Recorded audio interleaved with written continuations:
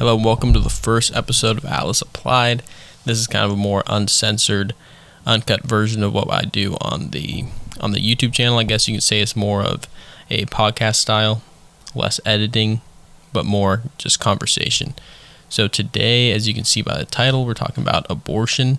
And I want to preface these Atlas Applied episodes as obviously an opportunity to apply the things we've been learning throughout the YouTube channel and kind of put things to the test, applying them to more real-world situations, things that wouldn't originally be covered by the YouTube channel. Another thing I want to say before we jump in, I promise we'll jump in a second, is that I want to really focus these Atlas Applied episodes on obviously controversial topics, but I want them to be more about the problem than the controversy. And I'm sure you've heard me say this before, and it's so easy to get caught up in the controversy of these different topics, ranging from the Black Lives Matter movement to abortion to religion, Christianity, all these different things. It's so important that we kind of push that stuff aside, that controversy stuff that you see on Instagram, you see on Twitter, or Fox News, CNN, whatever. We need to push that to the side and look at what the real problem is.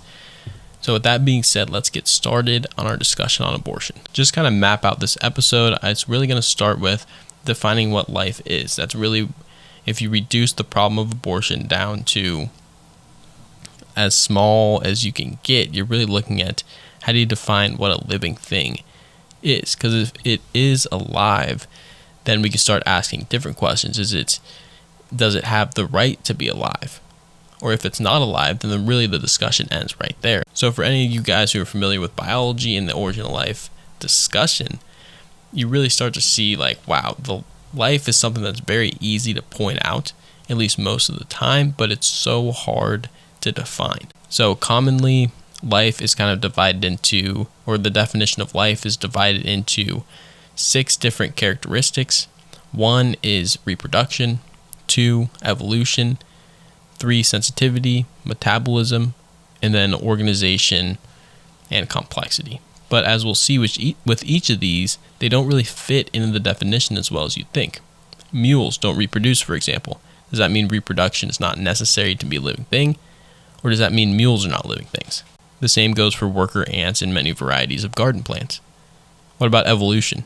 Many animals, for example, crocodiles, have not evolved for hundreds of millions of years.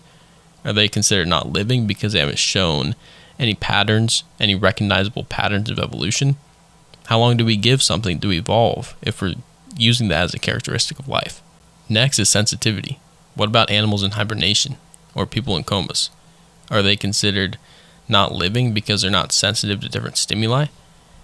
And how long is the period? Is it a couple months that you cannot be responsive to any stimulus? How about metabolism? Metabolism, although I thought it would be a very, very good one, and maybe it still is the strongest on this list, you can look at it and say metabolism is defined as a characteristic of living organisms and therefore cannot be used to define life itself. It's a circular argument. You can't use life to define metabolism, which defines life. I do think the metabolism ultimately needs to be in the definition, but it's got to be defined very, very well and clearly. The last 2, I'm going to kind of group them together, is organization and complexity. As you can probably see with this, it's just too vague. It can be applied to various different machinery. It can be biological or not. I mean, your car is organized and it's extremely complex. Does that make it a living thing? Errors and problems at each corner of our definition that we have here. Jonathan Hands in his book Cosmos Sapiens gives us a pretty good definition of what he thinks life could be.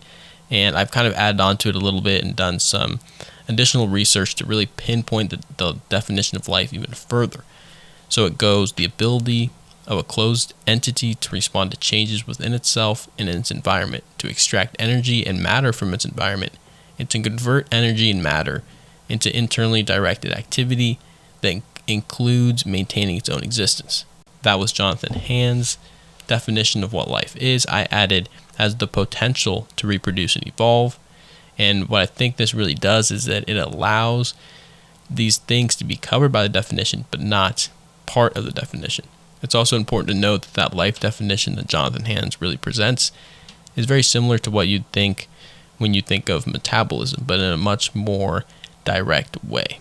So now that we've kind of set the stage for our discussion about abortion, let's dive right in. Abortion, as I mentioned earlier, deals so much with what life is. What is the fetus? Is it really a living thing? Can we classify it as that? Well, we know that if we go back to our definition here that we've come up with by looking at the original definition of life, and Jonathan Hands, in order to get this definition, went through tons of different scientific studies and scientific perspectives. And so let's look at it again. It's the ability of a closed entity to respond to changes within itself. Can a fetus do that? The answer is yes, and very early on, in fact. Another part of his definition was to extract energy and matter from the environment, and to convert energy and matter to internally directed activity that includes maintaining its own existence. Can a fetus do that? Ultimately, yes, a fetus can, and again, very early on. An additional thing to note is that a fetus does have the potential to reproduce. It does have the potential to evolve. Clearly, it has a metabolism going on. And there's organization and complexity if you're going back even to the original definition of what life is. It's clear from a scientific perspective that it's clear that a fetus is a living thing, and quite early on. Now, I want to also answer the question, because I've heard this come up before when people talk about abortion and stuff and say the fetus is a parasite. And ultimately, this is just a clear neglect of the definition of a parasite. A parasite can't be something that originates internally within an organism. So you can't have organism develop its own parasite. That's not how it works. A parasite must be a different organism from the outside. And no, sperm does not count as something coming from the outside to make that parasite. That's not how it works. So now we're really narrowing in on the controversy even more. And we figured out that a fetus early on in the development is considered alive from a scientific perspective, from what I believe is the most accurate perspective that we have at this point. So next is, let's look at each pro-life and pro-choice perspectives and trying to figure out what exactly they're arguing. So the pro-life perspective is that obviously the developing fetus is alive, which has been vindicated by science here. So therefore it has a constitutional right to live. And therefore, number 2, abortion would be murder. Okay, so the pro-choice is the developing fetus is not alive. Even if it was, it doesn't have the constitutional right to live. Therefore, abortion is not murder. So now instantly things have become more complex. And the problem here, we focused a lot of energy on figuring out whether or not the fetus is alive. Ultimately, that part is only important in the pro-life discussion. The pro-choice discussion, it doesn't matter whether or not the fetus is alive, but whether or not it has the constitutional right to live. And it clearly says in the Constitution to have the right to life and all the different things that we get as an American citizen, you must be born in the United States, which obviously it's hard to argue, whether or not, or what they meant in that dialect at that time. It's just at this point so far gone and so hard to know. And I think someday people will be able to make more progress on that. But for now, we have that simple term. And I think the point is that you can't be conceived in America, born outside the United States, and considered a United States citizen, or vice versa, but you can actually be conceived outside the United States, be born in the U.S., and be considered a U.S. citizen. I think the biggest thing is just establishing a hard, solid timeline for when that person is going to be eligible for citizenship, and that's going to be at birth. But the pro-choice people are correct in the fact that prior to birth, their rights as a United States citizen are up in the air, which is extremely weird to think. So I'm going to recap this a little bit because I think we've talked about a lot of different things and they've been kind of crisscrossed all over the place. So the pro-life discussion thinks that the developing fetus is alive, which they were correct. So therefore it has a constitutional right to live, which is incorrect.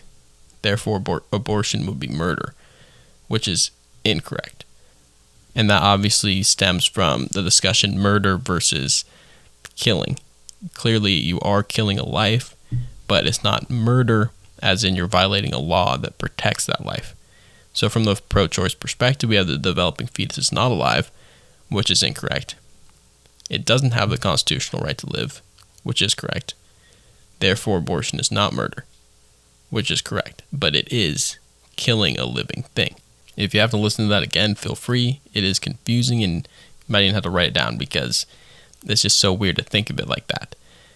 Next, we're going to move on to morality.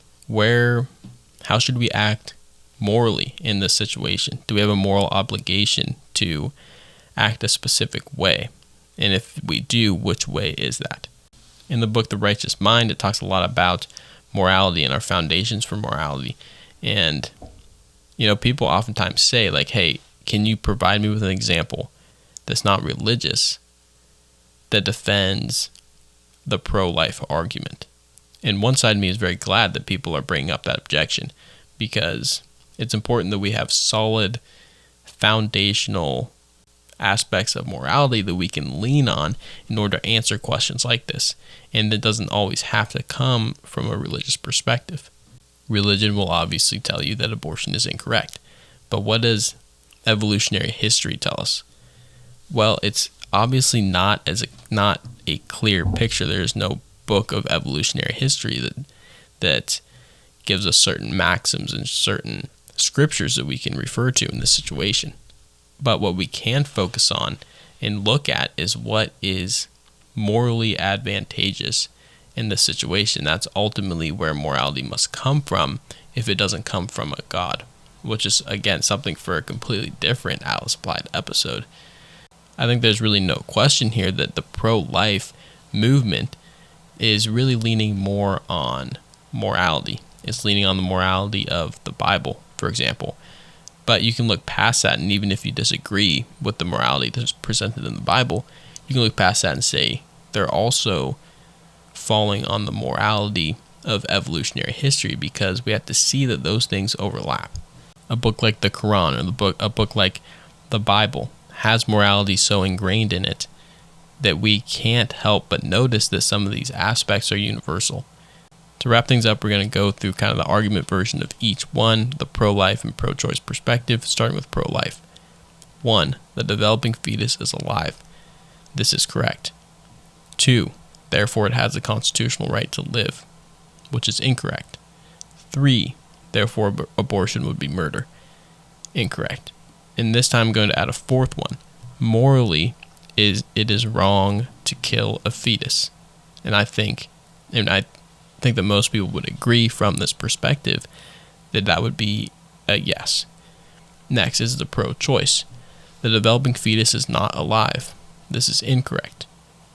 So it does not have the constitutional right to live. This is correct. Therefore, abortion is not murder. This is also correct. However, the foundation of the pro-choice movement is built on a foundation absent of morality. Thank you for watching this episode of Alice Applied. If you enjoyed it, make sure to subscribe. I'm planning on releasing Alice Applied episodes about once a month. And a lot of this is kind of up in the air at this point. I don't have a lot of these planned, so if you have a specific topic you really want me to dive into, absolutely leave it in the comment section and I'll try and get to it. Thanks for watching, and I'll see you on the next video.